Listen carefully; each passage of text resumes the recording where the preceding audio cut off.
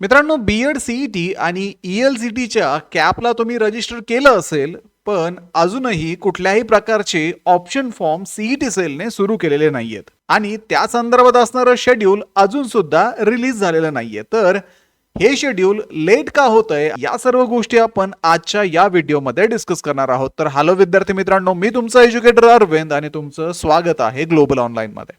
तर बीएडच्या विद्यार्थ्यांसाठी असणारी जी ऍडमिशन काउन्सिलिंग आहे ती ग्लोबल ऑनलाईन मध्ये सुरू करण्यात आलेली आहे. तर या काउन्सिलिंग मध्ये तुम्हाला 1-on-1 काउन्सिलर ऍक्सेस दिला जातो. तुम्हाला मिळालेले मार्क्स आणि तुम्हाला कुठल्या कॉलेजला ऍडमिशन घ्यायचं आहे याविषयी डिस्कशन केलं जातं. तसंच विद्यार्थी मित्रांनो, मागच्या वर्षीचा जो कट ऑफ होता, मागच्या वर्षीचे जे ऍडमिशन होते त्यानुसार कुठल्या कॉलेजला तुमचा नंबर लागू शकतो याविषयी डिसिजन देणं असेल किंवा तुमचं डॉक्युमेंट व्हेरिफिकेशन असेल, तर अगदी कॅप राऊंडच्या नोटिफिकेशन पासून तर तुमच्या कॉलेजच्या ऍडमिशन पर्यंत या सर्व स्टेपमध्ये ग्लोबल ऑनलाईनचे ऍडमिशन काउन्सिलर्स तुम्हाला मदत करणार आहेत. त्यामुळे लवकरात लवकर दिलेल्या नंबर्सवरती कॉन्टॅक्ट करा आणि ही काउन्सिलिंग जॉईन करून महाराष्ट्रातल्या टॉपच्या कॉलेजेसमध्ये ऍडमिशन घेण्याची तयारी सुरू करा. तर मित्रांनो, इथे सीईटीच्या ऑफिशियल पोर्टलवरती आल्यानंतर ऍडमिशन पोर्टल AY 2026-27 इथे आपण जर बीएडचा कोर्स पाहिला, बीएडच्या कोर्समध्ये सध्या कुठल्याही प्रकारचं नवीन नोटिफिकेशन सीईटी सेलने दिलेलं नाहीये. इथे आतापर्यंत आपल्याला सीईटी सेलने मेरिट लिस्ट दिलेली आहे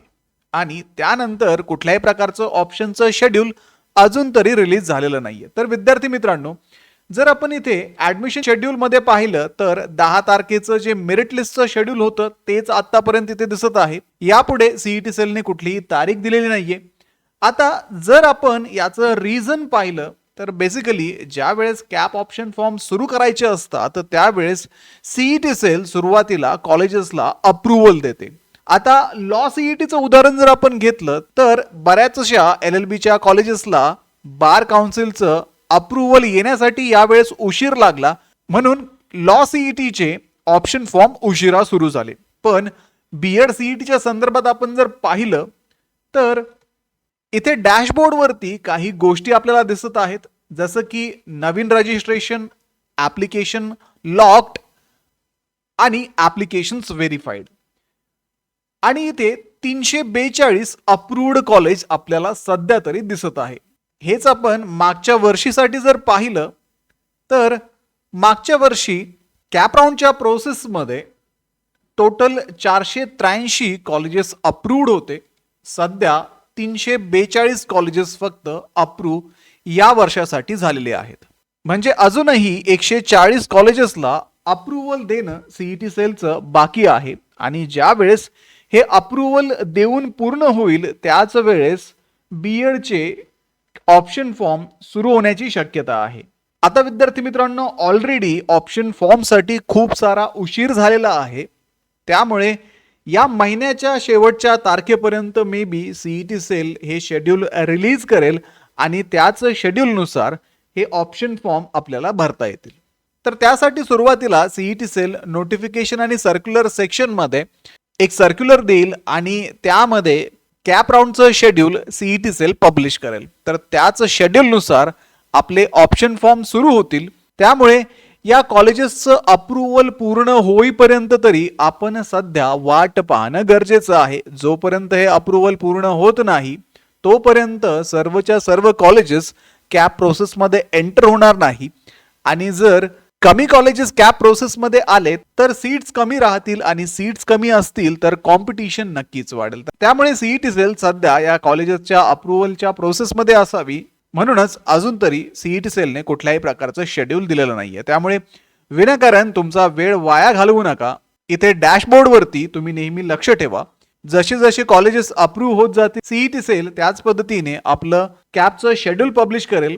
आणि ज्याप्रमाणे लॉ सीईटी मध्ये यावर्षी कॅपच्या प्रोसेसमध्ये खूप सारे चेंजेस करण्यात आलेले आहेत, त्याचप्रमाणे बीएडच्या कॅप प्रोसेसमध्ये सुद्धा चेंजेस होणं अपेक्षित आहे. मग त्यामध्ये जसं की ऑप्शन फॉर्म प्रत्येक राऊंडला आता लॉ सीईटी मध्ये एडिट करता येतोय, हीच प्रोसेस जर बीएड सीईटी मध्ये फॉलो झाली तर तुम्हाला बेटर कॉलेज मिळण्याचे चान्सेस इथे वाढू शकतात. तसेच फर्स्ट ऑप्शन आता ऑटो फ्रीज होत नाही. त्याच पद्धतीने बीएडच्या प्रोसेसमध्ये सुद्धा जर सीईटी सेलने या गोष्टी इंट्रोड्यूस केल्या तर नक्कीच विद्यार्थ्यांचा सुद्धा फायदा होणार आहे. त्यामुळे अजून थोडे दिवस वाट पहा, डॅशबोर्डवरती इथे लक्ष ठेवा, तुम्हाला इथेच ते सर्क्युलर मिळून जाईल.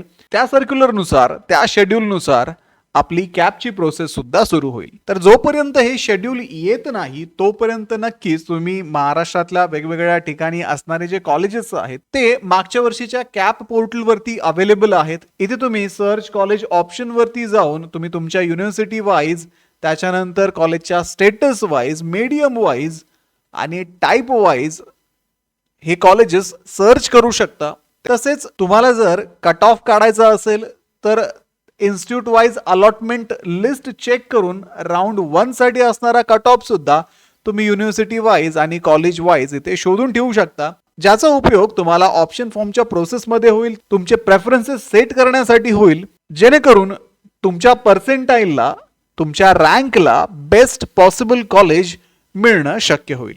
तर या सगळ्या प्रोसेसमध्ये तुम्हाला गाईड करण्यासाठी बीएडची ऍडमिशन काउन्सिलिंग सुद्धा सुरू आहे. तर या काउन्सिलिंग मध्ये तुम्हाला 1-on-1 काउन्सिलर ऍक्सेस दिला जातो. तुम्हाला मिळालेले मार्क्स आणि तुम्हाला कुठल्या कॉलेजला ऍडमिशन घ्यायचं आहे याविषयी डिस्कशन केलं जातं. तसंच विद्यार्थी मित्रांनो, मागच्या वर्षीचा जो कट ऑफ होता, मागच्या वर्षीचे जे ऍडमिशन होते त्यानुसार कुठल्या कॉलेजला तुमचा नंबर लागू शकतो याविषयी डिसिजन देणं असेल किंवा तुमचं डॉक्युमेंट व्हेरिफिकेशन असेल, तर अगदी कॅप राऊंडच्या नोटिफिकेशन पासून तर तुमच्या कॉलेजच्या ऍडमिशन पर्यंत या सर्व स्टेपमध्ये ग्लोबल ऑनलाईनचे ऍडमिशन काउन्सिलर्स तुम्हाला मदत करणार आहेत. त्यामुळे लवकरात लवकर दिलेल्या नंबर्सवरती कॉन्टॅक्ट करा आणि ही काउन्सिलिंग जॉईन करून महाराष्ट्रातल्या टॉपच्या कॉलेजेसमध्ये ऍडमिशन घेण्याची तयारी सुरू करा.